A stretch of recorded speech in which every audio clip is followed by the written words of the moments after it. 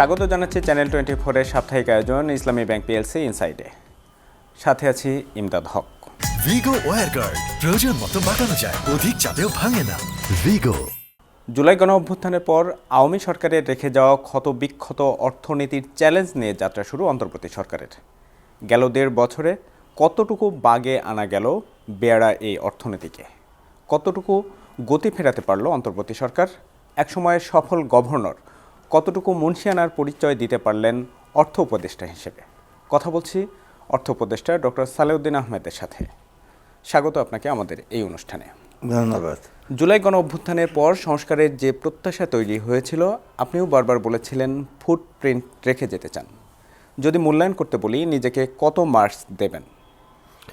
আমরা দায়িত্ব নেবার পর যে অবস্থা দেখেছিলাম, সমস্ত অর্থনীতি, তারপরে রাজনীতি ছিল, এই ল অ্যান্ড অর্ডার সিচুয়েশন, সব কিছু মিলে একটা হতাশাব্যঞ্জক বিশৃঙ্খল অবস্থা। এখন এই প্রায় 14 মাস না 16-17 মাস পর আমরা মোটামুটি সামষ্টিক অর্থনীতি স্থিতিশীলতা নিয়ে আসছি এবং মোটামুটি মানুষের মধ্যে একটু কনফিডেন্স নিয়ে আসছি অর্থনীতির ক্ষেত্রে। সংস্কার করার কতগুলো করছে, ব্যাংকিং সেক্টরের সংস্কার, এনবিআরের সংস্কার এবং ট্যাক্স জিডিপি সে বাড়ানো, এগুলো ভেতরে বাণিজ্য, মানে বাইরে বহির্বাণিজ্য আমরা চেষ্টা করছি। এদিকে ল অ্যান্ড অর্ডার সিচুয়েশনের সবচেয়ে জিনিস হলো একটা নির্বাচন। আসলে আমরা কতগুলো চ্যালেঞ্জের, প্রথমে অর্থনৈতিক চ্যালেঞ্জটা বেশি ছিল, banking charge, foreign exchange reserve কমে যাওয়া, তারপরে আপনার অর্থ পাচার, ব্যাংকিং সেক্টরে কত লোক সমস্ত অর্থ কুক্ষিগত করা, ওদিকে এনার্জি প্রবলেম একটা ছিল, মূল্যস্ফীতি একটা ছিল, আর ওদিকে আপনার রাজস্ব আদায় কম হয়েছিল। এখন সার্বিকভাবে আমরা বলি, আমরা যতটুকু রেখে যাচ্ছি বিভিন্ন রিফর্ম সংস্কার করে আর কিছু কিছু প্রক্রিয়ার কিছুটা উন্নতি করে এখন মোটামুটি ধরুন 100-র মধ্যে তো 100 পাওয়া ডিফিকাল্ট, হয়তো 70-80-র কাছাকাছি আমরা বুঝতে পেরেছি। বাকিটুক আমাদের যেটা অপূর্ণ রয়ে গেল, কিন্তু অপূর্ণ থাকা মানে এগুলো শেষ হয়ে যায়নি, এগুলো পরবর্তী সরকার এগুলো আপনার টেক আপ করবে, এগুলো চালিয়ে দেবে। সংস্কারের ক্ষেত্রে আমলাতন্ত্র কি আপনাদের সহযোগী ছিল? মোটামুটি সহযোগী বলবো আমরা তো, কারণ জানেন আপনাদের একটা অভ্যাস যে যেই সরকারি আসে তাদের সাথে করা, তবে কিছু কিছু আমাদের আবার হয়তো রাজনৈতিক ইসে থাকে, সেটা কিন্তু খুব খারাপ জিনিস। রাজনৈতিক ইসে থাকতে পারে, মতবাদ থাকতে পারে, কিন্তু এটা অফিসে আনা বা নিজের প্রক্রিয়াতে কার্য ইসেতে আনা সেটা খারাপ। সেটা হয়েছিল আগের সময়। তো আমরা আসার পর অতটা স্পষ্ট হয়নি। বেশিরভাগই যারা একেবারে খুব বেশি রাজনৈতিক আমলা ছিল তারা একটু দমে গেছে বা অনেক হয়তো নেই, চাকরি ছেড়ে দিয়েছে, রিটায়ার হয়ে। এখন যারা আছে তারা হয়তো তাদের অন্যরকম বিভিন্ন মত ইসে আছে, তো আমাদেরভাবে সহযোগিতা করেছে। তবে এটা ঠিক যে এই 15 বছরের প্রতিষ্ঠানগুলো প্রায় নষ্ট হয়ে গেছে এবং সেখানে সাথে সাথে জনবল যারা ছিল তাদের তো অনেকের নিষ্ঠা ছিল না, তাদের করাপশন ওইটা ইসে হয়েছে। আর প্রক্রিয়াগুলি ভালো, কাগজে কলমে ঠিক আছে, কিন্তু এটা ফলো আপ করাটা একটু ইসে হয়েছে। এদিকে একটা আমাদের একটা বড় চ্যালেঞ্জ হচ্ছে, আমাদের জ্ঞানগুলো ঠিক বাস্তবায়ন করা, সংস্কার বাস্তবায়ন করা একটু আমরা সেই জন্য একটু স্লো হয়েছি। তবে একেবারে একদম ওদের কাছ থেকে তাদের কাছে ইসে পাইনি তা না, সহযোগিতা পেয়েছি। আর একটু পেলে ভালো হতো, আর সময়টা যদি আর একটু বেশি হতো হয়তো একটু বেটার। দুর্বল রাজস্ব ব্যবস্থা, সেই সাথে বিদেশি ঋণের সুদ পরিশোধের চাপ, এমন অবস্থায় আপনাদেরকে যেতে হচ্ছে। সরকার পরিচালনায় অর্থের যোগান ঠিকঠাক ছিল? কী ধরনের সমস্যা ফেস করেছেন? মোটামুটি আমরা কিন্তু অর্থের সংস্থান তেমন ভোগ করি, মানে এফেক্টেড হয়নি। একটা হলো আমরা সরকারের বেশিরভাগ জিনিস ছিল আগে সরকারের ঋণ নির্ভর ছিল, বা বাংলাদেশ ব্যাংক থেকে ধার করা হতো, টাকা চাপানো, ওগুলো তো হতো। আমরা কিন্তু এগুলো মিনিমাম সরকারি ঋণ যে নেই না বা ট্রেজারি বিল আমরা ইস্যু করি তা না, সেটা করতে হবে। কারণ আমাদের বাজেট, মানে আমাদের আয়ের চেয়ে ব্যয়ের সেটা বেশি সবসময়। বহুত আমরা পরিচালনার বাজেট বলুন আর ওদিকে উন্নয়ন বাজেট বলুন, দুইটা মিলে তবু আমাদের কিন্তু ডেফিসিট 4-এরও কম, 3.5। তবে আমরা যেটা ম্যানেজ করি সেটা হলো উন্নয়ন প্রকল্প, এডিপির বড় বড় মেগা প্রজেক্ট ছিল এবং অনেকগুলো মেগা প্রজেক্ট রাজনীতির সাথে যুক্ত। ওগুলো আমরা, যেগুলো শুরু হয় নাই সেগুলো আমরা বন্ধ করে দিয়েছি। এডিপিটার সাইজটা সেটা কমে গেছে। পরিচালনা ব্যয় কমেছে বলে মনে করি না, কারণ পরিচালনা ব্যয় কমানো যাবে না। তবে কৃচ্ছতা সাধন, গাড়ি কেনা, তারপরে বিভিন্ন বিল্ডিং তৈরি করা সরকারি ব্যয়ে বা সরকারি কোষাগার থেকে বিভিন্ন যেতে সাহায্য সহায়তা দেয়, এগুলো আমরা কমিয়ে দিয়েছি। অতএব সার্বিকভাবে কিন্তু আমরা এতটা অর্থের ইসে পাইনি, যতটুকু আমাদের পারবো করতে সেটা করেছি। আরেকটা জিনিস কিন্তু দেশের সম্পদ হয়তো কিছুটা বেড়েছে, আমরা কিন্তু বৈদেশিক সেটা ভালো পেয়েছি। মানে বিদেশি কিন্তু আমাদের ভাবমূর্তি খারাপ না, ভালো। অর্থাৎ আপনি IMF বলুন, ওয়ার্ল্ড ব্যাংক বলুন, ADB বলুন, যত রকম বহু জাতিক সংস্থা আছে বা বায়োল্যাটারাল দ্বিপাক্ষিক যে সময়, তারা কিন্তু আমাদের সহায়তা করেছে। কারণ এটা এখনও চালু আছে। আমি মনে করি যে আগামী যে সরকার আসবে, অতি শীঘ্র যে সরকার আসবে, তারা কিন্তু এটার উপর বেসিস করে রাজস্ব আয়টা তো বাড়াতে হবে ডেফিনেটলি, আর অন্যগুলো আপনার তারা আরেকটু সুসংগত করবে, যাতে আমাদের উন্নয়ন পরিকল্পনা, উন্নয়ন সেগুলো ঠিক থাকে, সাথে সাথে আর অ্যাডমিনিস্ট্রেটিভ বিষয়গুলো ঠিক থাকে। এই যে গাড়ি কেনার নিষেধাজ্ঞা অথবা ব্যয় সংকোচন নীতির মধ্যেই আপনারা আবার নতুন করে নির্দেশনা দিলেন, অনুমোদন দিলেন যে সরকারি দপ্তরে গাড়ির মূল্য সীমা বাড়ানোর, সরকারি কর্মকর্তাদের ব্যক্তিগত ঋণের যে সীমা ছিল সেটিও বাড়ানো হলো। সেটার মূল কারণ আমি বলি, এটা কিন্তু আমরা কৃচ্ছতার সঙ্গে নূতন অহেতুক যেন না করে, এটা বিরাট একটা সেভিং হয়েছে। তবে নূতন কিছু যে একেবারে তো আমরা বাদ দেওয়া যাবে না। সরকারি সংস্থা বলুন, হাসপাতালের ব্যয় বলুন, ইভেন আমি বিশ্ববিদ্যালয়ের অনেক ছাত্রদের, এই যে টিচারদের গাড়ি, এগুলো আমরা বন্ধ করতে পারি না, সেগুলো চালাতেই হবে। আর রিপ্লেসমেন্ট তো লাগবে। এখন ব্যাপারটা হচ্ছে কি, আগে যে দামে কেনা হতো যে গাড়িটা, এখন বহুলাংশে বেড়ে গেছে। আমার নিজের অভিজ্ঞতা, আমি এখানে গাড়ি যেটা কিনেছি বেশ কয়েক বছর, ওটা এখন ডবল হয়ে গেছে, একই জিনিস। কারণ এটা হয়েছে সে বৃদ্ধি পেয়েছে, মূল্য বৃদ্ধি পেয়েছে, নতুন গাড়ির বলুন, এখানে সাথে সাথে ডলারের ব্যাপার দেখেন, আগে ছিল 80-85, এখন 120-30, অর্থাৎ বেড়ে গেছে। এতে সিলিংটা যদি না বাড়াতাম কোনো গাড়ি কিনতে পারতো না, কেউই না। প্রথমত সরকারি নতুন গাড়িগুলো, ইভেন যে দেশে যে আমাদের প্রগতি আছে, যে ওদের গাড়ি হয়তো ওই দামে পাওয়া যেত না, পাওয়া যেত স্পেসিফিকেশনটা একটু অন্যরকম। আর ব্যক্তিগত যারা করে বেশিরভাগ রিকন্ডিশন কেন, নতুন ওই টাকা দিয়ে গাড়ি কিনতে পারে, এবং রিকন্ডিশনের প্রাইসটাও অনেক বেড়ে গেছে। অর্থাৎ ওই প্রেক্ষিতে আমরা দিয়েছি যে যেহেতু বাজারে যদি কিনতেই না পারে, আমি সিলিং দিয়ে তো লাভ নাই, এবং কেনার কিছু আবশ্যক ক্রয় করা দরকার, সেই জন্য আমরা করেছি। আমরা জানি যে এটা করলে হয়তো বাইরে কিছু প্রশ্ন করবে, কেন বাড়াচ্ছি, এটা বাধ্য হয়ে আমরা করতে হয়েছে। কারণ যেটি আমরা স্যাংশন যদি নাই কিনতে পারে, তো লাভ হবে না কোনো। এই যে প্রশাসন ক্যাডারে একীভূত হওয়ার আগ পর্যন্ত অন্য সার্ভিসে যারা রয়েছেন তারা এই সুযোগের বাইরে রয়ে যাচ্ছেন, তো এটা কি সরকারি কর্মকর্তাদের মধ্যেই একটা বৈষম্য তৈরি করছে না ব্যক্তিগত গাড়ির ঋণে? প্রশাসন একীভূত মানে ওই যে গাড়ির ব্যাপারে, হ্যাঁ, এটা ঠিক যে আমরা গাড়ি তো সবাই কিন্তু সার্টেন লেভেলের, এবং আর সংস্থাগুলো তো সংস্থার ব্যাপার, ওরা যখন ডিমান্ড দেয়। এখন গাড়ির প্রয়োজনীয়তা বেশিরভাগ সব জায়গায়, গাড়িতে সবাই চড়তে হবে, পাবলিক ট্রান্সপোর্ট তো বেশিরভাগ করে, ইভেন পাশ্চাত্য দেশে পাবলিক ভালো লোকেরাও চড়ে, কিন্তু আমাদের দেশে ওই কালচারটা তখন হয় না, পাবলিক সার্ভিস এতটা ভালো না। যারা একটু উপরের উচ্চপদস্থ, তারা বাসে বা ট্রামে বা মেট্রো রেল, এখনও তো কিছুটা মেট্রো রেল অত কিছুটা পপুলার হয়েছে এইটা। তবে এটা ঠিক যে যারা প্রাইভেট সেক্টরে আছে, তারা সবসময় তাদের সমান তারা হয়তো তাদের বাড়াতে পারবে না, কারণ তাদের হলো আয়টা সীমাবদ্ধ। সরকার তো ট্যাক্স বাড়িয়ে বা ডেফিসিট ফাইন্যান্সিং করে কিছু করতে পারে, তাদের ওইটা নাই, এটা কিছুটা সেটা। তবে যে কোনো দেশেই আবার প্রাইভেট সেক্টরে কিছু কিছু কর্মচারী তারা কিন্তু সরকারের চেয়ে অনেক বেশি বেতন পায়। মানে ব্যাংকে দেখেন, কমার্শিয়াল ব্যাংকের এমডি কত পায়, আপনি শুনে তো আমরা আশ্চর্য হয়ে যাই মাঝে মাঝে, অর্থাৎ বা টপ লেভেলে। সেখানেও নিজেদের মধ্যে বৈষম্য আছে। আবার যখন ওরা কম্পেয়ার করে সরকারের সাথে, তখন আমাদের সরকারের সাথে ওদের যারা হিসেবে, তারা ডেফিনেটলি ডিসঅ্যাডভান্টেজ। কিন্তু বিশেষ করে যারা খুব উঁচু পর্যায়ে আছে, চিফ এক্সিকিউটিভ বা চিফ ফাইন্যান্স অফিসার, CFO, তারা কিন্তু কোনো খারাপ না। তবে কোম্পানিটা করে কিছুটা তো গ্যাপ আছেই, আর সম্পূর্ণ এক হওয়ার মানে কোনো দেশেই হয় না।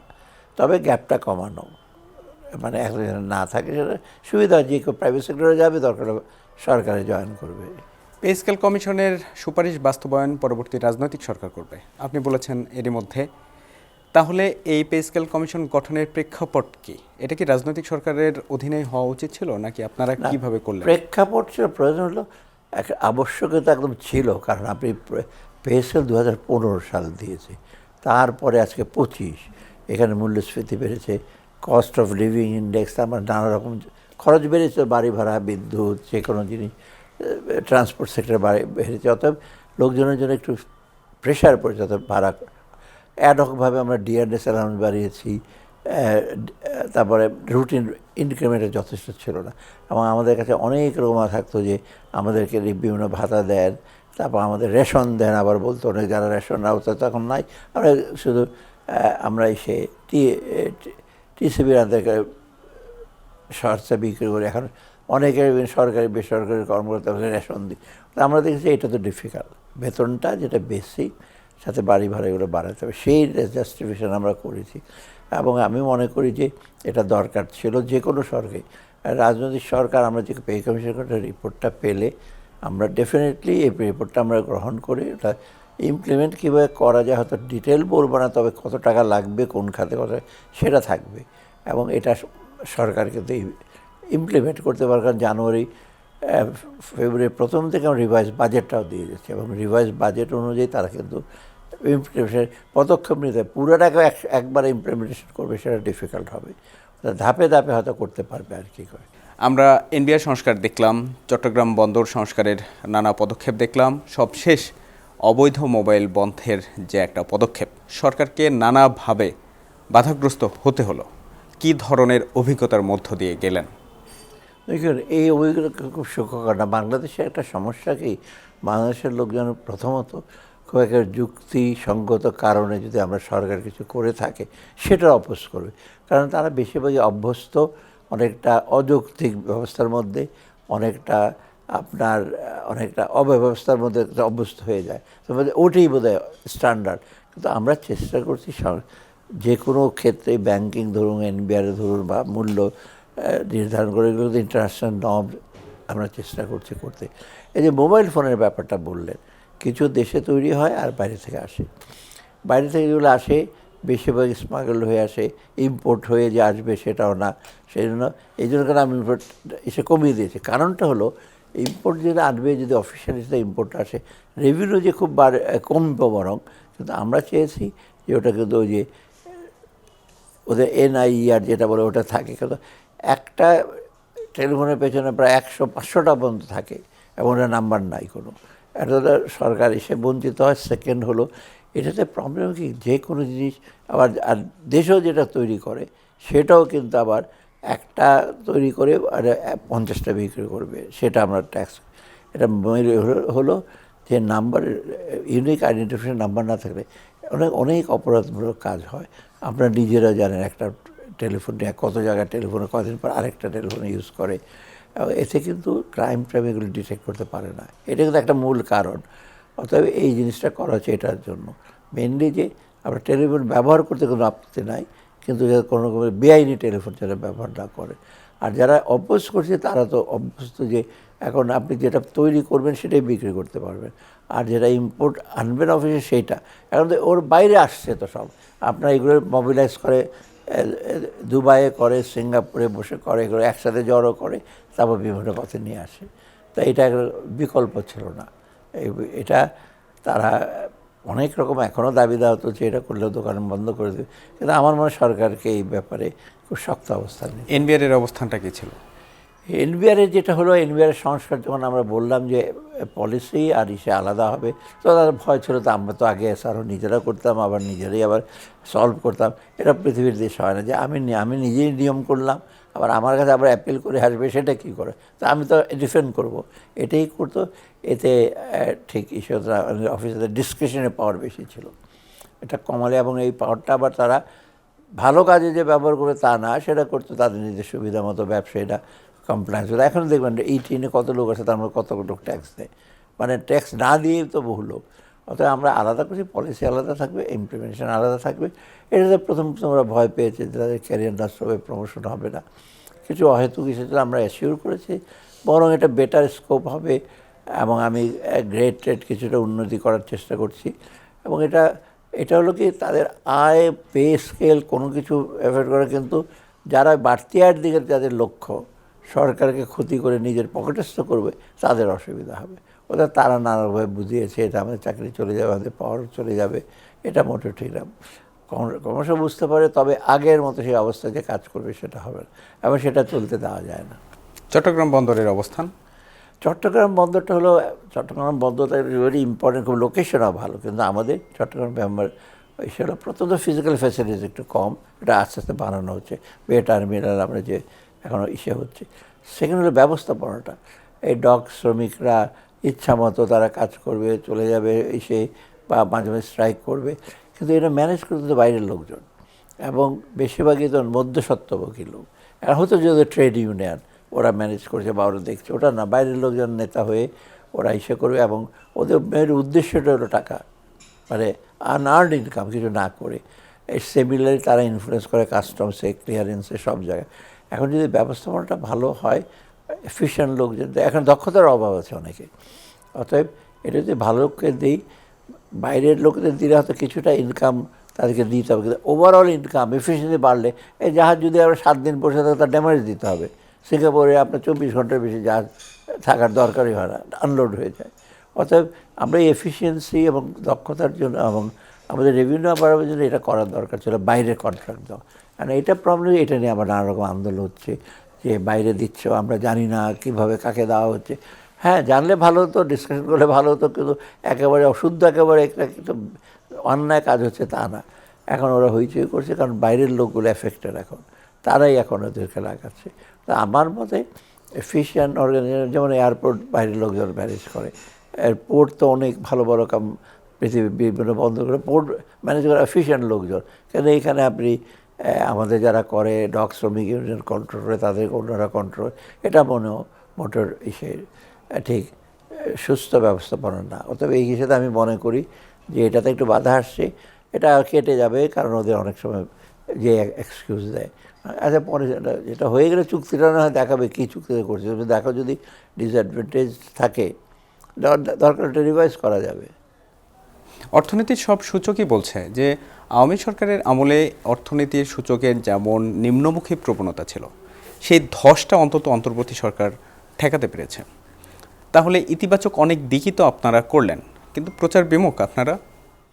আমরা ঠিক প্রচার বিমুখ না, মানে আমরা করে আবার সাথে সাথে বক্তৃতা দিয়ে জানানো এই করছি, বা একটু ফুলে ফাঁপে বলা, বা ন্যারেটিভটা অন্যভাবে বলা, যেটা আমাদের জন্য হচ্ছে, আমরাই করছি, অন্য কেউ করছে না, আমাদের দলীয় কর্মীরা খুব ভালো। অতএব ওদের একটা এজেন্ডা ছিল যে পলিটিক্যাল গভর্নমেন্টে যেটা হয়, আর যে পলিটিক্যাল গভর্নমেন্টের গভর্নেন্সটা খুব একেবারে ডিক্টেটোরিয়াল হয়, তখন তো তারা যাবে সবসময় তাদেরকে ইসে করতে।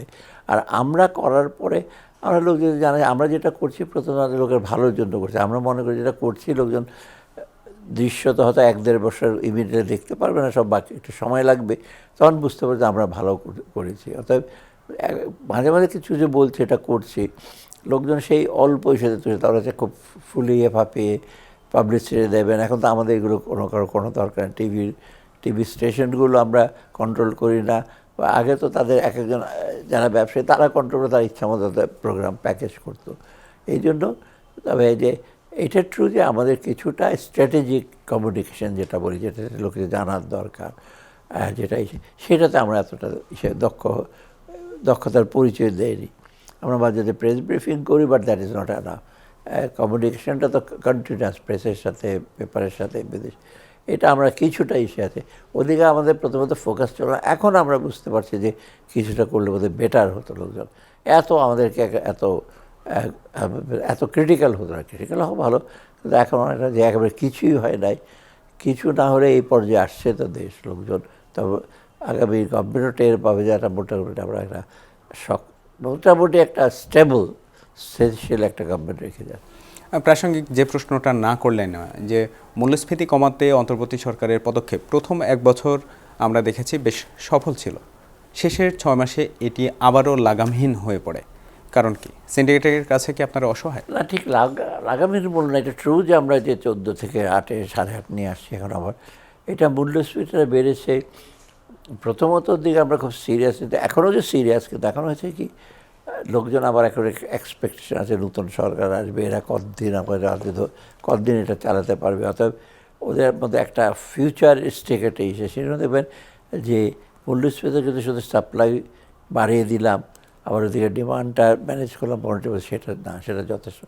বাজারের ব্যবস্থাটা একটা অন্য জিনিস, সেটা কমপ্লিট এইগুলো না। বাজার ব্যবস্থা আপনি মধ্যস্বত্বভোগী যে প্রডিউসারের থেকে আপনার পর্যন্ত আছে, ফার্মারদের সঠিক দাম দেয় না, ওখানে আপনার মজুদদার লোকেরা নিয়ে তারপর এখানে চলে আসে, এখানে এসে আবার এখানে ম্যানিপুলেট করে। এগুলো কিন্তু ব্যবসায়ীদের সহযোগী লোকজন বা বিভিন্ন স্থানীয় প্রভাবশালী লোকজন, মানে সেখানে বহু রকম প্রভাবশালী লোক আছে, ওদের উপর ডিপেন্ড করে। এখন এই আমাদের গভর্নমেন্টে যেটা হয় কি, আমাদের সেই পুলিশ দিয়ে বা ভোক্তা অধিকার আইনের ম্যাজিস্ট্রেট পার্টি কন্ট্রোল করে। এগুলো লোকাল লেভেলে ওয়ার্ড কমিশনার, ইউনিয়ন পরিষদের মেম্বার বা লোকাল যে জনগণের প্রতিনিধি এমপি, তারা কিন্তু এগুলো দেখে। এবং তাদের কাছে লোকজন যায় যে আপনার এলাকায় এটা হচ্ছে, তখন ইমিডিয়েটলি তারা মোর ইফেক্টিভ, তখন দরকার হলে কমিটি বা করে বা ওখানে লোকজন পাঠিয়ে তখন নিশ্চয় করে, এবং তাদের কথা শুনবে। ওরা জানে যে পুলিশ একবার চলে যাবে, কিন্তু লোকাল যে পাওয়ারফুল নেতা আছে তার কথা না শুনতে বিপদ। অতএব এই যে মূল্যস্ফীতি শুধু ইকোনমিক না, মেনলি পলিটিক্স জড়িত, পলিটিক্যাল সিস্টেম জড়িত, গভর্নেন্স জড়িত। এখন আমরা দিন দিন যত সময় চলে এসে ওদের শেষ ওরা দেখছে যে এরা আর গভর্নেন্স কতদিন করবে, আর কত করবে। আমরা এখন আস্তে আস্তে মানে সবাই নিজেদের স্বরূপ এখন প্রকাশ করছে।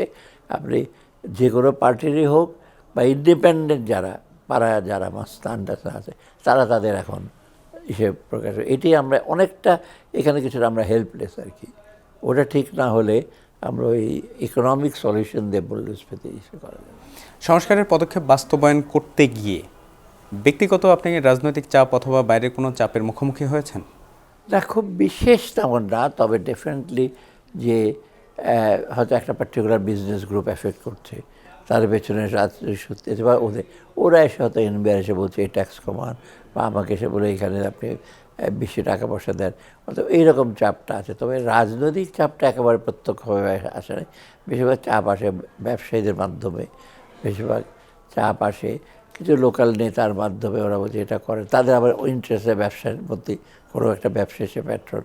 আপনি অনেক ব্যবসায়ীর সাথে প্রত্যেকটা কিছু নেতা জড়িত, বেশিরভাগ ব্যবসায়ী। আর যারা একেবারে ছোটোখাটো ব্যবসা করে ওদের নেতার দরকার নেই, যারা বড় ব্যবসা প্রত্যেকে কিন্তু ডিফেন্ড করবে। অর্থাৎ ওই চাপটা আবার অনুভূত হয়েছে, এবার একেবারে প্রত্যক্ষ না। চাপটা একটু কম, যেহেতু রাজনৈতিক পরিচয়ে কেউ ইসে করতে পারে না।